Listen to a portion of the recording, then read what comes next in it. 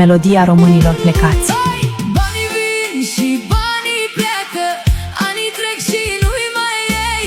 Dar ce folos de toată lumea când ești departe de-ai tăi? Mă vede lumea fericită, dar în suflet plâng mereu. Străinătatea-mi dă bani, dar mi-a furat sufletul meu. Banii vin și banii pleacă, anii trec și nu-i mai ei. Dar ce folos de toată lumea când ești departe de-ai tăi? Mă vede lumea fericită, dar în suflet plâng mereu. Străinătatea-mi dă bani, dar mi-a furat sufletul meu.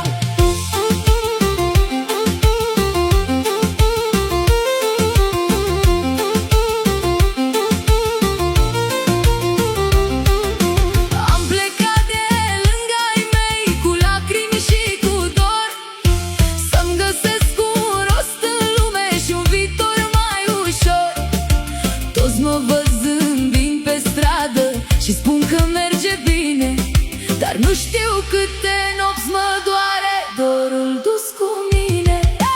Banii vin și banii pleacă, anii trec și nu-i mai ei.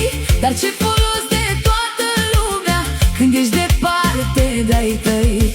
Mă vede lumea fericită, dar în suflet plâng mereu. Străinătatea-mi dă bani, dar mi-a furat sufletul meu.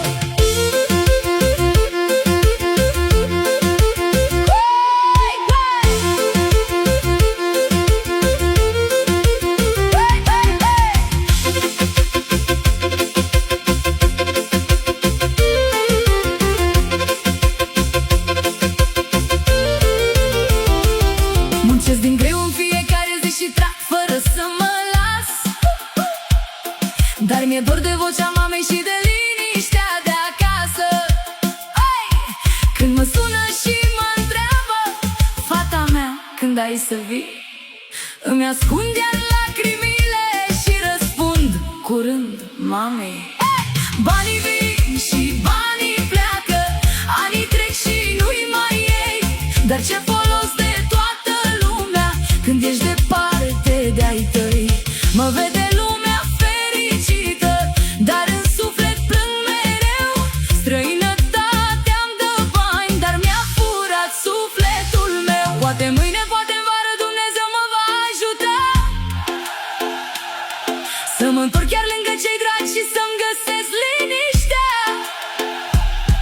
Că nimic pe lumea asta nu valorează mai mult decât o îmbrățișare sinceră și iubirea din trecut. Sunt o fată printre străini, dar